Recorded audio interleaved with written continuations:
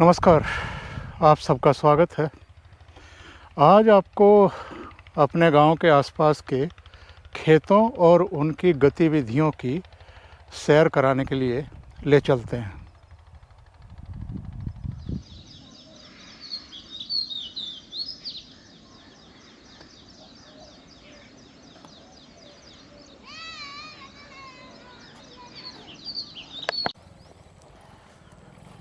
ये सामने दिख रही जो पुलिया है, इसी पर बचपन में बैठते थे। ये राजबाहा है, छोटा राजबाहा जो जंजोखर तक जाता है। अभी इसमें पानी नहीं है। सामने एक ट्रैक्टर ट्रॉली है जिसमें इस समय गन्ना भरा जा रहा है। और राजबाहे की पटरी पर ये एक रास्ता बोगी के लिए, ट्रैक्टर के लिए, और ये हरे भरे खेत। गेहूं की फसल आपको दिखाई दे रही है और सामने गन्ने की फसल।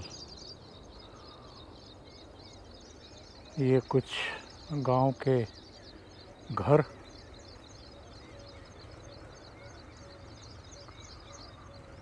एक ट्रैक्टर आ रहा है।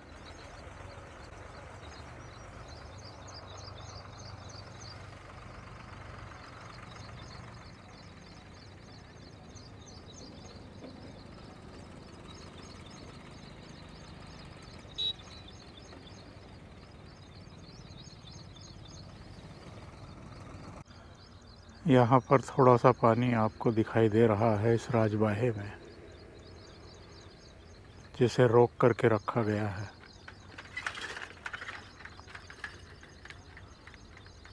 आमतौर पर पशुओं को नहलाने के लिए या उनके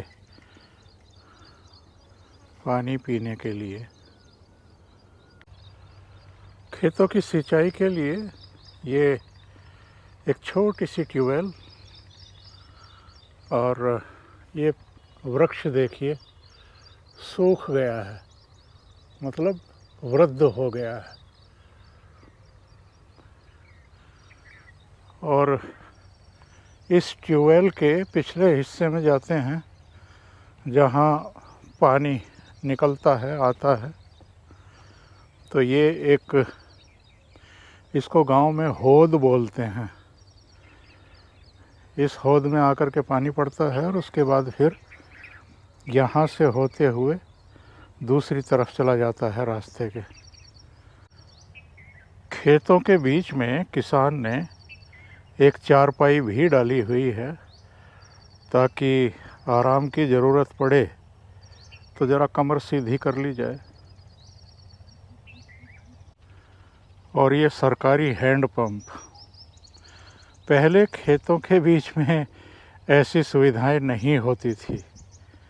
काफ़ी दूर से मिट्टी के बर्तनों में पानी ढोने के लिए मजबूर होना पड़ता था किसानों के बच्चों को, जब उनके पिता, उनके ताऊ, दूसरे लोग खेतों में काम करते थे। और ये एक और गन्ना किसान जिसका ट्रैक्टर ट्रॉली खेत में खड़े हैं और वो इस समय गन्ना छील रहा है। अभी भी ट्रैक्टर्स का चलन भले ही बढ़ा हो, पर भैंसा बोगी या बैल बोगी किसान यूज़ करते हैं। ये इस खेत में जो आप देख रहे हैं, सरसों पक गई है, जिससे सरसों का तेल भी बनता है। इसके दाने अलग कर लिए जाते हैं। तो किसान ने सरसों काट ली है। चलिए थोड़ा करीब से देखते हैं। ये एक नाली है जिसमें पानी आ रहा है राजबाहे का।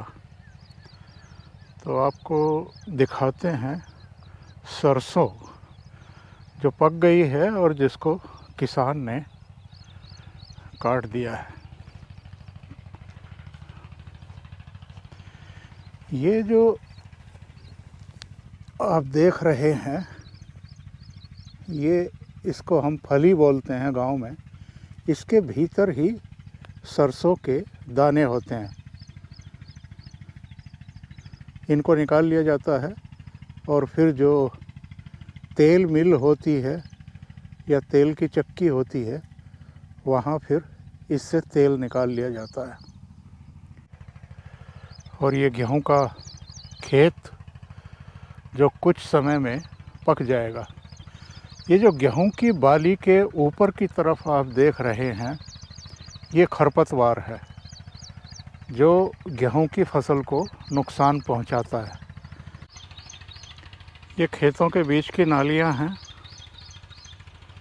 जिनसे पानी ले जाया जाता है खेतों तक। यहाँ पानी अभी भरा ही हुआ है।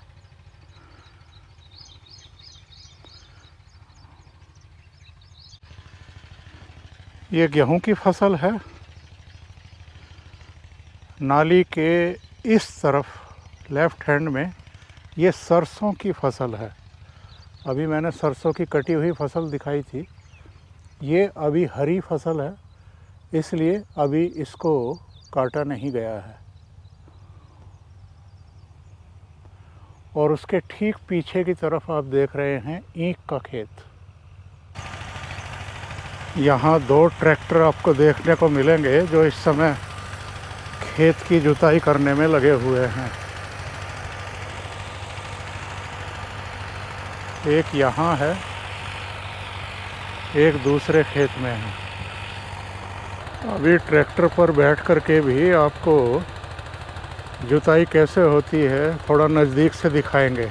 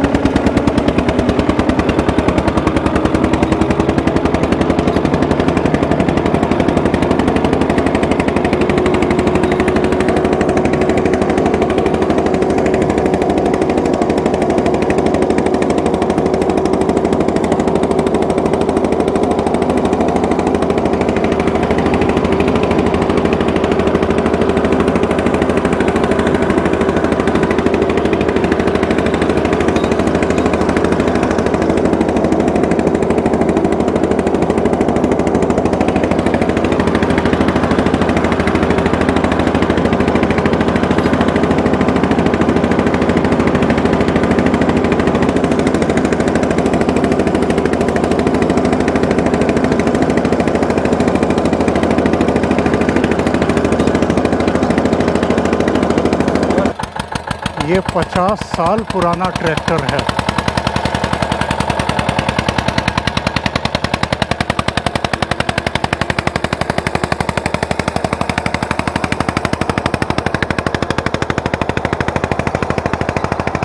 इनके पिताजी गिरिराज ने ये ख़रीदा था 50 साल पहले।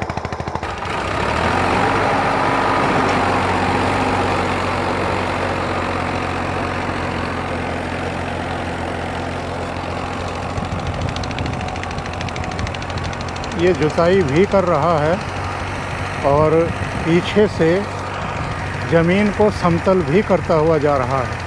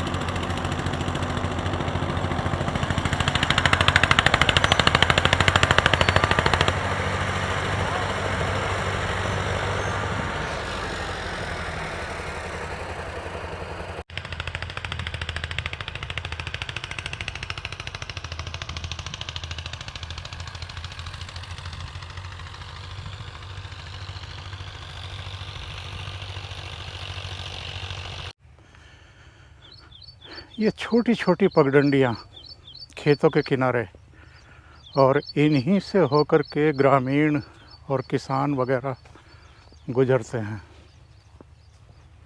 यही उनके आने जाने की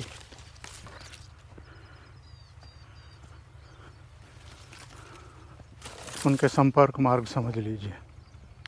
एक किसान का बेटा है जो मोबाइल पर किसी से बात कर रहा है, और ये पीली सरसों उसने अभी कंफर्म किया, मोटी पीली सरसों है ये, जो कट गई है, काट ली गई है, और अब इसके यहाँ ढेर लगे हुए हैं। तो इसका भी प्रोसीजर तो वही होता है, इसको तेल मिल पर या तेल चक्की पर भेजा जाता है। और अंतर देखिए, इसने दो ढेर लगाए हैं, एक वो ढेर है और एक ये ढेर है। इसकी जो फली है ये मोटी है, इसमें से पीली सरसों निकलती है। एक मैं दिखाता भी हूँ आपको, ये वाली अगर आप देख सकें, ये पीली सरसों है, और दूसरी सरसों सामान्य सरसों है। इसकी जो ये फली होती है ये बहुत पतली होती है, बारीक होती है। इसमें से जो काली सरसों है वो निकलती है। ये एक ट्रैक्टर ट्रॉली में गन्ना भराई का काम चल रहा है।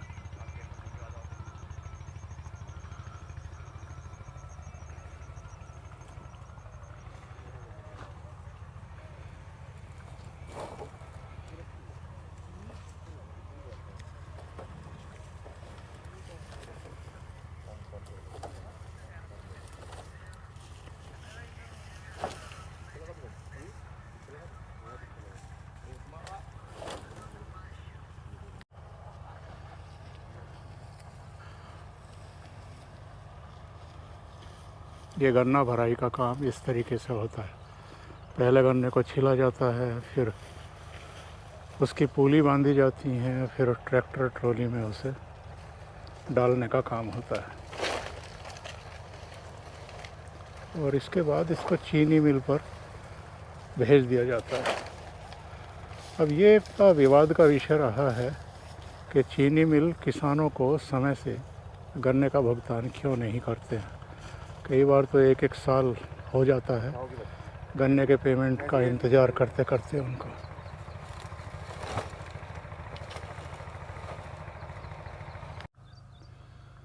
और ये खेतों से गांव के कुछ घरों का एक विहंगम दृश्य, यानी गांव के बाहर आप खेतों में खड़े होकर के अगर गांव को निहारें तो एक अलग ही दृश्य बनता है, दिखाई देता है। और ये तालाब, जिसे गांव में जोहड़ बोलते हैं, इधर वेस्ट यूपी में तो जोहड़ बोलते हैं, अलग अलग राज्यों में अलग अलग क्षेत्रों में इनके अलग अलग नाम होते हैं। और तालाब के उस पार आपको गांव का विहंगम दृश्य दिखाई दे रहा है। थोड़ा और नज़दीक जाकर के आपको दिखाएंगे। तो इस समय ये तालाब जो है पूरी तरीके से सूख गया है, बहुत कम पानी इसमें बचा है। जैसे ही बरसात होगी तो गांव भर का जो पानी है वो फिर इसमें जमा होना शुरू हो जाएगा। अभी तो हालत ये है कि बहुत कम पानी इसमें बचा हुआ है।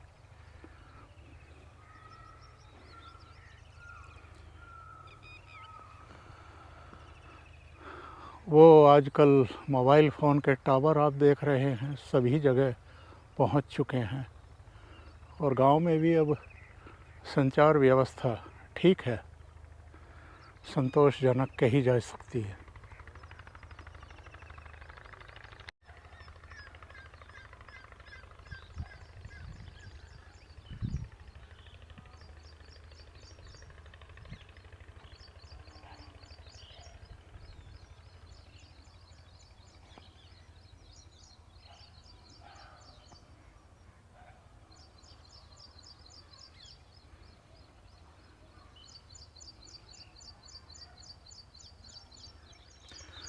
और मुझे उम्मीद है कि आपको ये एपिसोड बहुत पसंद आया होगा। अगर आया है तो लाइक करें और अपना कमेंट भी दें और वीडियो को फॉरवर्ड करना ना भूलें। बहुत बहुत धन्यवाद। नमस्कार।